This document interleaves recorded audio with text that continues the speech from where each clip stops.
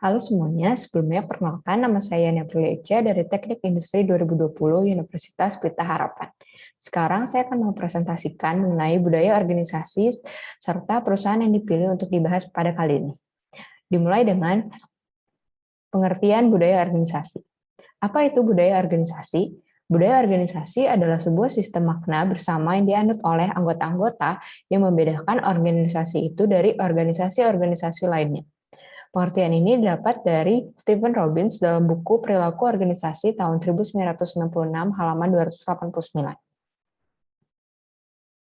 Nah, untuk perusahaan yang saya ambil pada topik hari ini merupakan Twitter.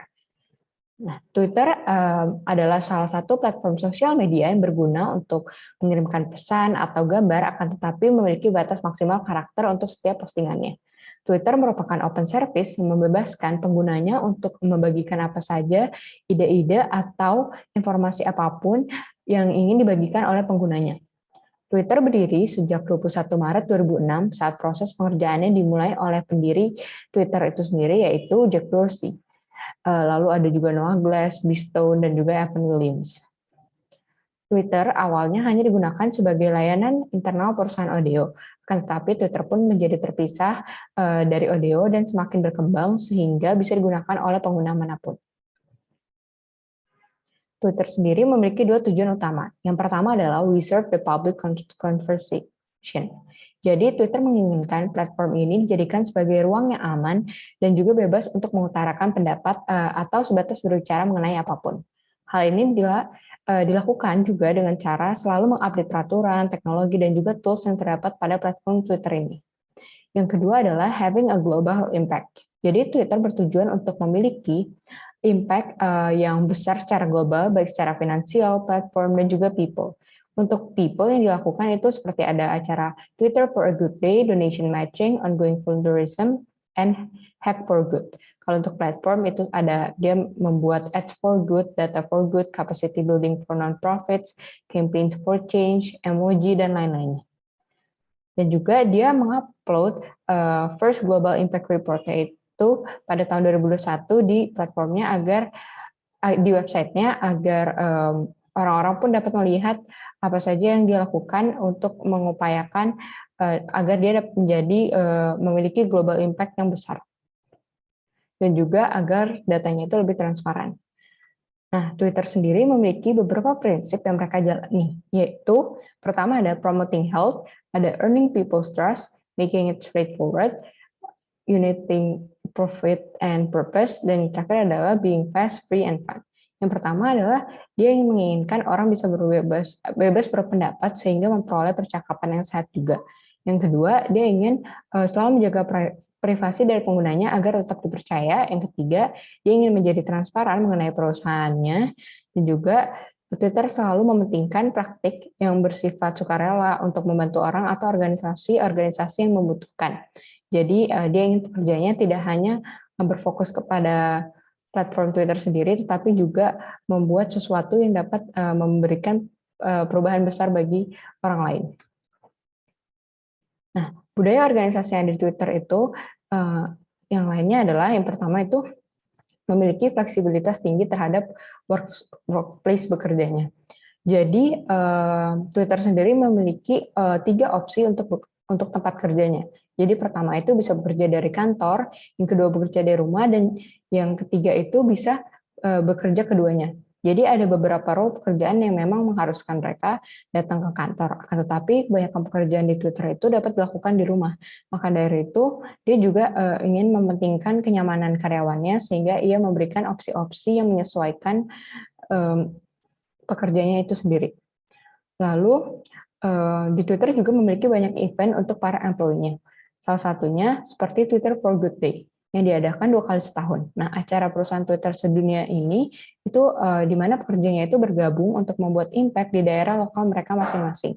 Jadi mereka tidak hanya ingin mengembangkan perusahaan mereka, tetapi mereka mau juga untuk membawa perubahan ke dunia ini.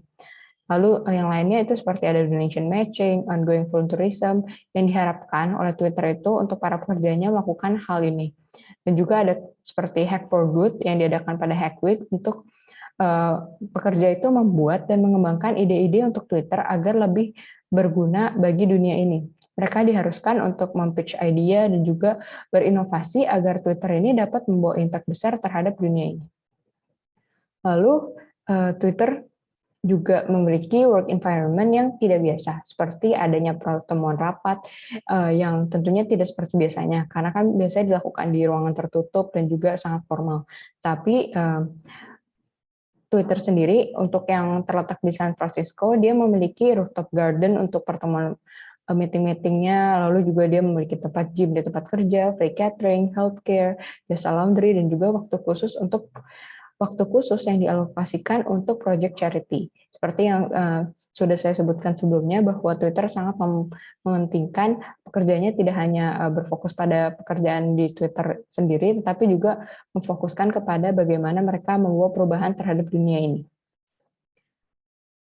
Jadi, lalu Twitter juga sangat mementingkan karyawan-karyawannya. Itu seperti dia berkata bahwa dia akan mementingkan karyawannya mungkin dari physical, mental, financial, dan secara profesional. Dan ini juga ada beberapa, ada 2 dan lebih, cuma yang di sini hanya ada 2 perkataan dari atau tweet yang dipost oleh pekerja yang di Twitter sendiri, itu yang berkata bahwa opsi-opsi yang seperti yang tadi disebutkan, bahwa ada opsi bekerja dari rumah, itu mereka sangat menghargai opsi ini dan membuat mereka bisa bekerja sebebas mungkin, tetapi tetap secara profesional.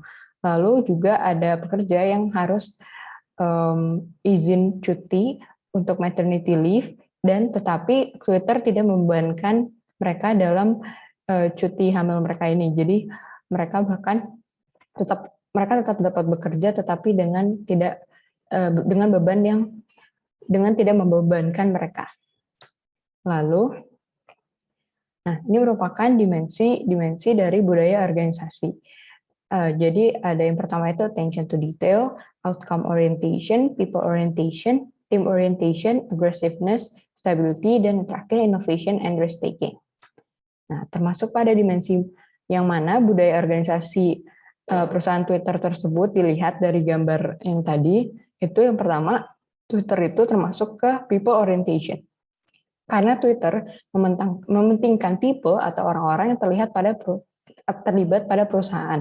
Jadi Twitter itu memberikan para pekerjanya keuntungan-keuntungan seperti yang tadi telah disebutkan, berupa fasilitas seperti gym gratis, free catering, dan lain-lainnya. Lalu Twitter juga memberikan opsi untuk tempat kerja bagi para pekerjanya, apakah ingin bekerja secara remote atau dari rumah, atau langsung ke kantornya. Nah, kebebasan ini itu membuktikan bahwa Twitter sangat mementingkan kenyamanan pekerjanya. Kebebasan ini sendiri diakui oleh Twitter bahwa mereka percaya ini merupakan fondasi untuk membangun tim yang beragam dan juga inklusif. Nah, yang kedua, Twitter termasuk ke team orientation. Karena Twitter itu bekerja dalam tim yang sangat besar. Kebebasan memilih tempat kerja oleh Twitter itu membuat pekerja perusahaan Twitter ini semakin besar, sehingga mereka dapat bekerja di tim yang lebih besar lagi. Yang ketiga, itu Twitter masuk ke innovation and risk taking pada budaya organisasinya. Mengapa? Karena event yang disediakan membuat para pekerja itu terus berinovasi.